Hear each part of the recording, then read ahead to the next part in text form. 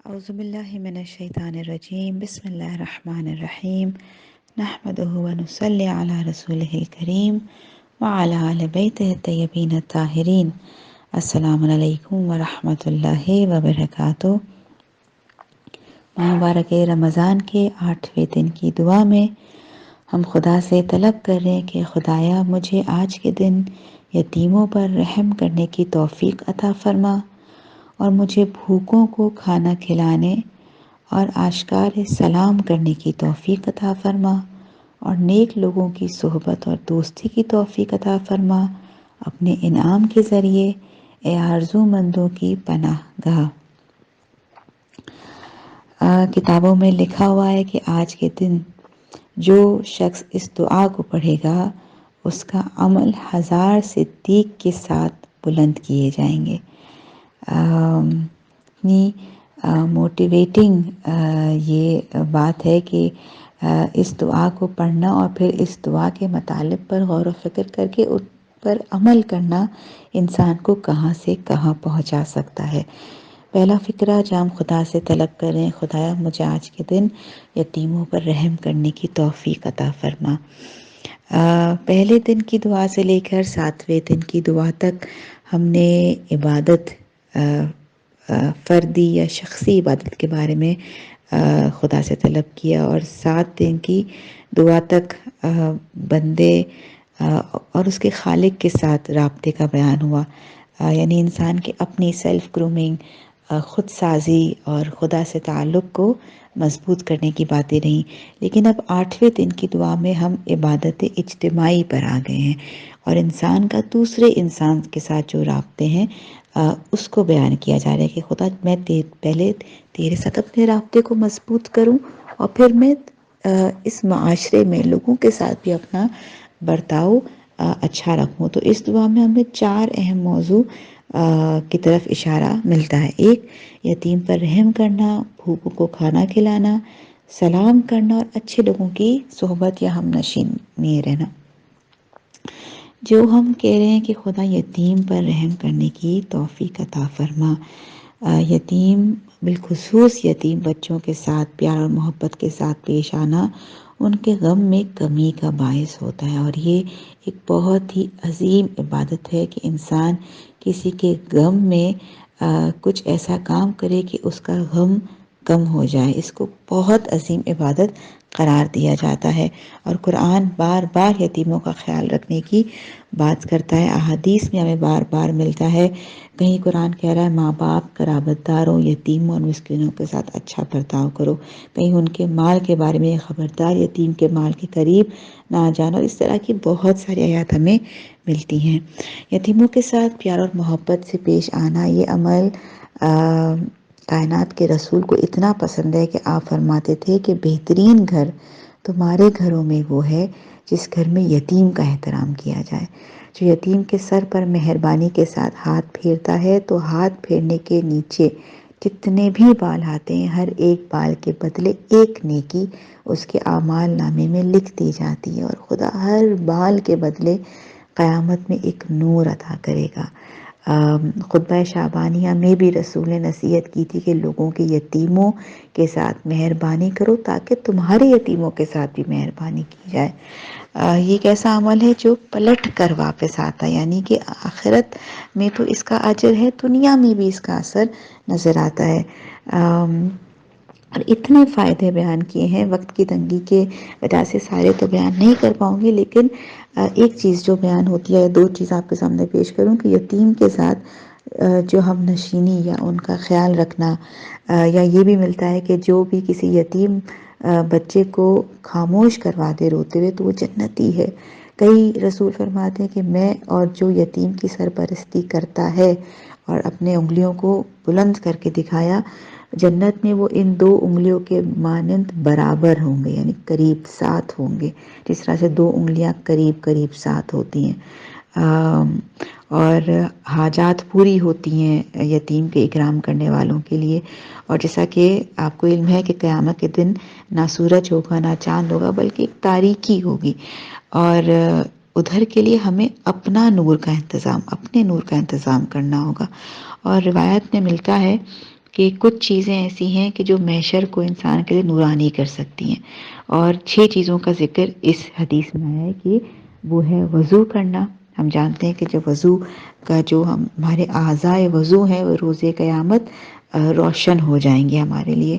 خوف خدا میں گریہ کرنا، وہ ہمارے لیے نور کا باعث بنے گا. نماز عشاء پڑھنا، رات میں مسجد جانا، اور 5واں دینی مسائل دوسروں کو سکھانا. اس کا تو ثواب اس طرح سے کہ جو شخص کسی کو ایک دینی مسائل سکھاتا ہے تو نور کے 1000 کلوبند اس کے گردن میں ڈال دیے جائیں گے، یعنی اتنا نورانی ہو جائے گا، کیونکہ اس کا علم ایک نور ہے اور اس نے اس نور کو بانٹا ہے.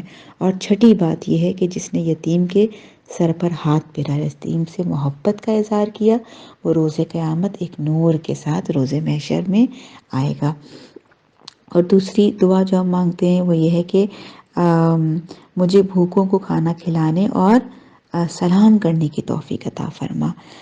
اس مہینے میں یقیناً ہم اپنے دسترخوانوں کو وسیع کرتے ہیں، ہم افطاروں کا اہتمام کرتے ہیں، لوگوں کو اپنے گھروں پر دعوت پر بلاتے ہیں. یہ بہت پسندیدہ کام ہے جو اہل بیت نے بھی کر کے دکھایا، اور بار بار انبیاء نے بھی یہ چیزیں ہمیں کر کے دکھائی ہیں. ایک بار کسی نے رسول کو جب وہ سواری پر بیٹھے ہوئے تھے اور سواری کا لگام پکڑ کر پوچھے، یا رسول اللہ جواب دیجئے کہ بہترین عمل کون سا ہے؟ تو رسول نے اس وقت فوراً سے کہا کہ لوگوں کو کھانا کھلانا اور پاکیزہ کلام کرنا. اس حد تک اس عمل کی اتنی تاکید کی گئی ہے کہ کہیں یہ بھی ملتا ہے کہ جناب ابراہیم کو جو خدا نے اپنا خلیل بنایا، اس کی ایک وجہ یہ بھی تھی کہ لوگوں کو وہ کھانا کھلایا کرتے تھے، یعنی خدا کی دوستی مل جاتی ہے لوگوں کو کھانا کھلانے میں. اور ایک اور روایت جو امام صادق علیہ السلام سے ملتی ہے وہ یہ ہے کہ میں مومن کی زیارت کے برابر میں کسی چیز کو نہیں دیکھ رہا، یعنی کہ اتنا بڑا عمل ہے، عظیم پسندیدہ عمل ہے کہ ایک مومن دوسرے مومن کی زیارت کے لیے جائے. اس سے بہتر کیا ہے سوائے یہ کہ مومن کو تم کھانا کھلا دو. یعنی تم مل تو رہے ہو، لیکن اگر تم نے اپنے ایک مومن بھائی کو کھانا کھلا دیا، اس سے بڑھتر تو کچھ ہے ہی نہیں. اور پھر مولا فرماتے ہیں اور خدا پر ہے، یعنی اب خدا پر ہے کہ جو بھی مومن کو کھانا کھلائے گا، خدا اس کے ثواب میں طعام بہشت کو کھلائے گا. یعنی خدا اس کو طعام بہشت خود عطا کرے گا کہ جو دنیا میں کسی مومن بھائی کو کھلاتا ہے. کیونکہ مولا کائنات بیان کرتے کہ جو کریم لوگ ہیں نا، ہم جیسے جو عام لوگ ہیں جن کی پست سوچ ہے، ان کو لذتیں ملتی ہے کھانا کھانے میں، یہ اچھا ہے یہ اچھا ہے. لیکن جو کریم لوگ ہیں، مولا کہتے ہیں کریم لوگوں کی لذت کھانا کھلانے میں ہے، کیونکہ یہ صفت خدا کی صفت ہے. ہم روزانہ دعائے فتح پڑھ رہے ہیں کہ خدا خود نہیں کھاتا، دوسروں کو کھلاتا ہے.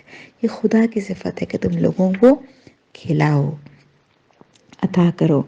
اور تیسری دعا جو میں اور آپ مانگ رہے ہیں وہ یہ ہے کہ خدا مجھے اس ماہ میں توفیق عطا کر کے میں سلام کروں، یعنی میں جس مومن کو دیکھوں میں سلام کروں. سلام یعنی سلامتی، اور یہ خدا کے اسماء میں سے ایک نام ہے خدا کا. اور ان لوگوں کے لیے قرآن میں بار بار بات ہوئی ہے کہ خدا خود خدا کی طرف سے سلامتی ہے. اور اصحاب جنت کے لیے باتیں آئی ہیں کہ سلام علیکم کہہ کے وہ ایک دوسرے کو پکاریں گے. کہیں لکھا ہے لہم دار السلام عند ربہم، کہ وہ جو آخرت کا گھر ہے وہ دار السلام ہے، سلامتی کا گھر ہے. تو جو دنیا میں ایک دوسرے کو سلامتی کا پیغام دے رہے ہیں، یعنی سلام کتنا بڑا کانسیپٹ ہے. صرف ایک گریٹنگ نہیں ہے، سلام یعنی کہ تم مجھ سے اب محفوظ ہو، یعنی میں اپنی زبان سے اپنے ہاتھ سے اب تمہیں تکلیف نہیں دے سکتا جو میں تمہیں سلام کر دیا. یعنی اب تمہاری غیبت نہیں، تم پر تہمت نہیں. کیوں؟ کیونکہ ہم نے ایک دوسرے کو سلام کر دیا ہے. ہم جو اہل بیت کو سلام کرتے ہیں، السلام علیکہ یا ابا عبداللہ، اس کے پیچھے بھی یہی کانسیپٹ ہے کہ اے امام حسین یا ابا عبداللہ، میری طرف سے آپ پر سلامتی ہے. کیسی سلامتی؟ کہ میں وہ کوئی کام نہیں کروں گا کہ جو آپ کی سلامتی میں دخل دے، یعنی کہ جو آپ کو پریشان کرے. میں ایسا کوئی کام نہیں کروں گا، یعنی میں آپ کے سامنے تسلیم کرتا ہوں. یہ ایک طرح کا ایک عہد ہے جو ہم اپنے مولا سے کرتے ہیں. تو اب جب ایک دوسرے کو ہم سلام کریں، یہ اتنا پسندیدہ عمل ہے کہ امام باقر علیہ السلام کی ایک حدیث ملتی ہے کہ مولا فرماتے کہ بے شک اللہ تعالیٰ سلام کرنے والوں کو دوست رکھتا ہے، اور جو سلام میں بخل کرتا ہے وہ حقیقتاً وہی بخیل ہے۔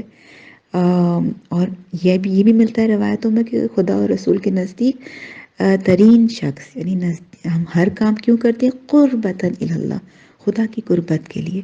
تو رسول کیا فرما رہے ہیں کہ خدا اور رسول کے نزدیک آنا ہے تو نزدیک ترین شخص وہ ہے جو اپنی گفتگو کو سلام سے آغاز کرے۔ اور سلام کا جو یہ ایک سلسلہ شروع ہوا ہے، بہت دلچسپ ہے، میں آپ کے سامنے اس کو پیش کروں کہ کتاب علل الشرائع میں جواب سلام اور اس کی باتیں جہاں پر آئی ہیں وہاں پر ملا ہے کہ جب ابلیس نے آدم علیہ السلام کو سجدہ نہیں کیا تھا اور ملائکہ نے سجدہ کر دیا، تو پروردگار عالم نے جناب آدم کو حکم دیا کہ فرشتوں کے پاس جاؤ اور کہو السلام علیکم ورحمۃ اللہ وبرکاتہ۔ جناب آدم خود گئے، فرشتوں کو سلام کیا، جواب سلام آیا وعلیکم السلام ورحمۃ اللہ وبرکاتہ۔ جب جناب آدم یہ سلام کر کے واپس پلٹے تو خدا کی بارگاہ سے آواز آئی، ہاذی تحیتک و تحیتی ذریتک من بعدک الی یوم القیامہ، یہ آپ کے لیے ایک تحفہ ہے۔ یہ جو ایک دوسرے کو سلام کرنا، یہ خدا کی طرف سے ایک تحفہ ہے جو آپ کے لیے اور آپ کی بات قیامت تک آپ کی ذریت کے لیے۔ اور یہ کہاں سے آغاز ہوا اس سلام کا؟ یہ سلام کا آغاز تو اس سے بھی پہلے ہوا تھا کہ جب پروردگار نے قلم سے کہا تھا اکتب توحیدی، میری توحید کو لکھو۔ جب قلم نے کلام پروردگار سنا تو قلم 1000 سال تک بے ہوش ہوا۔ جب ہوش میں آیا تو کہا کیا لکھو؟ تو حکم دیا گیا لکھو لا الہ الا اللہ محمد رسول اللہ۔ جب قلم نے خدا کے نام کو سنا تو سجدے میں چلا گیا اور ذکر کیا سبحان اللہ الواحد القہار، سبحان اللہ العظیم العظم۔ جب سر کو سجدے سے اٹھایا تو شہادتین پڑھی اور خدا سے کہا خدا یہ محمد کون ہے کہ جس کا نام تیرے نام کے ساتھ ساتھ ہے؟ تو قلم کو جواب ملا کہ اگر یہ نہ ہوتے تو میں تجھے بھی خلق نہ کرتا اور کچھ بھی خلق نہ ہوتا۔ یہ محمد بشیر ہے، نذیر ہے، منیر ہے، شفاعت کرنے والا ہے۔ اور پھر اے قلم دیکھو اپنی داہنی طرف اور نور محمد کا صلی اللہ علیہ وآلہ وسلم مشاہدہ کرو۔ جب قلم نے عرش کی جانب دیکھا تو حضرت کے نور کو دیکھا، اور جیسے ہی نور کو دیکھا تو سلام کیا السلام علیک یا رسول اللہ۔ جب حضرت اس وقت جب حضرت مقام نور میں تھے تو اس نور رسول نے جواب دیا وعلیک السلام منی ورحمۃ اللہ وبرکاتہ۔ اور اس وجہ سے یہ سلام کرنا تو سنت ہوا کیونکہ یہ قلم کا عمل تھا، لیکن جواب دینا واجب ہو گیا کہ رسول نے جواب دیا تھا۔ اور یہ اتنا اگر کوئی سلام کرنے بخل کرے تو وہ اس کے لیے بہت سخت حدیثیں آئی ہیں۔ رسول نے بھی فرمایا کہ جنت میں ایک گھر ہے جس میں اندر سے باہر اور باہر سے اندر دیکھا جا سکتا ہے، یعنی خوبصورت، جسے ہم کہہ سکتے ہیں گلاس ہاؤس ہے۔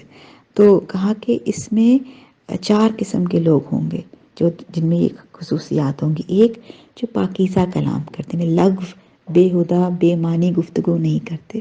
دوسرا جو لوگوں کو کھانا کھلاتے ہیں جو آج ہم نے طلب کیا۔ تیسرا جو سلام کرتے ہیں جو آج ہم طلب کر رہے ہیں۔ اور چوتھا جب لوگ سو رہے ہوتے ہیں تو یہ لوگ اٹھ کر نماز شب پڑھتے ہیں، جس کی ہم نے انہی مہینے میں توفیق طلب کی ہے۔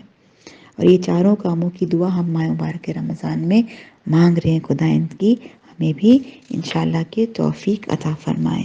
تیسرا فکرہ، خدا مجھے نیک لوگوں کی صحبت اور دوستی کی توفیق عطا فرما، اپنے انعام کے ذریعے کہ تو آرزو مندوں کی پناہ گاہ ہے۔ یعنی خدا سے ہم آرزو کر رہے ہیں کہ خدا جو تجھ سے امید باندھتا ہے تو ان کی امیدوں کو پورا کرتا ہے، تو آج جو کچھ میں نے مانگا وہ مجھے سب عطا کرنا۔ اور یہ آخری دعا میں ہم کیا مانگ رہے ہیں؟ نیک لوگوں کی صحبت، نیک متدین پاکیزہ صالح افراد کی ہمنشینی انسان کو دنیا اور آخرت میں فائدہ مند ہوتی ہے، خوش بختی کا باعث ہوتی ہے۔ جناب عیسیٰ کے حواریوں نے ان سے پوچھا کہ ہم کس کے ساتھ دوستی کریں، کس کے ساتھ ہم نشینی کریں؟ تو آپ نے فرمایا، اور یہ دوست کی خصوصیت جو انہوں نے بیان کی ہے کہ جس کا دیدار تمہیں خدا کی یاد میں ڈال دے، یعنی ابھی وہ کوئی بات نہیں کر رہا لیکن تمہارا دوست ایسا ہو، جس کا اورا ایسا ہو، جس پر نگاہ کرنا تمہارے لیے ایسا ہو کہ تم کو خدا یاد آنے لگے۔ اللہ اکبر! یعنی صرف بات سے پہلے ہی اس پر نظر پڑنا ہی تمہیں خدا کی یاد دلا دے، یعنی اس کے اندر وہ خود خدا کی محبت میں اتنا ڈوبا ہوا ہو کہ وہ تمہیں بھی خدا سے قریب کر دے، اور جس کا عمل تمہیں آخرت کی طرف لے جائے اور تمہارے عمل میں زیادتی کا سبب بنے، یعنی اس کا عمل دیکھ کر تم بھی موٹیویٹ ہو کہ تم بھی آخرت کے لیے کام کرو۔ اس لیے مولا کائنات بیان کرتے ہیں کہ عقل کا پھل اچھے اور نیک لوگوں کی صحبت ہے۔ اور کئی مولا سجاد دعا کرتے ہیں کہ اے اللہ فقراء کی ہم نشینی میرے نزدیک پسندیدہ بنا دے، کہ میں ایسے لوگوں کے ساتھ بیٹھوں کہ جو فقیر ہیں، کیونکہ خدا ان لوگوں کو پسند کرتا ہے۔ تو اور بہت سی، اس میں بہت باتیں، وقت نہیں ہے، بہت باتیں ہو سکتی ہیں کہ مولا صادق کی روایات ملتی ہیں کہ کس طرح سے مولا باقر نے بیان کیا کہ 5 لوگوں کی ہم نشینی نہ کرو، جو جھوٹا ہے، جو گنہگار فاسق ہے، جو بخیل ہے، جو احمق ہے، اور جو قطع رحمی کرتا ہے۔ یعنی اچھے دوستوں کی، اچھے لوگوں کی دوستی اختیار کرو جو تمہیں خدا سے قریب کر دے۔ مولا حسن علیہ السلام جب اپنے آخری شہادت سے پہلے کچھ لمحوں میں تھے اور جناب جنادہ ان سے ملاقات کے لیے آتے ہیں، جناب مولا حسن بہت خوبصورت وصیت ہے ان کو جب نصیحت کرتے ہیں، تو وہاں پر آخر میں وہ دوست کی صفات بیان کرتے ہیں کہ دوست وہ ہے جو تمہیں نیکیوں کی طرف لے جائے، تمہارا اچھا دوست وہ ہے جو تمہیں تمہاری اصلاح کرے اکیلے میں، تمہارا اچھا دوست وہ ہے جب تم نہ ہو وہ تمہیں ڈیفینڈ کرے۔ اور یہ تمام باتیں انشاءاللہ کہ آپ ضرور اس کا مطالعہ کیجیے گا۔ تو خدا سے ہم نے توفیق طلب کی کہ پروردگار عالم مجھے تو نے اتنی نعمت عطا فرمائی ہیں، اور میں تجھ سے آرزو کرتی ہوں کہ خدا تو جو کچھ میں آج تجھ سے مانگ رہی ہوں، کیونکہ تو ہی میری پناہ گاہ ہے اور تو ہی میری امید ہے کہ تو انشاءاللہ کہ ہماری ان دعاؤں کو بھی مستجاب فرمائے گا۔ اللہم صلی علی محمد و آل محمد وعجل فرجہم اجمعین۔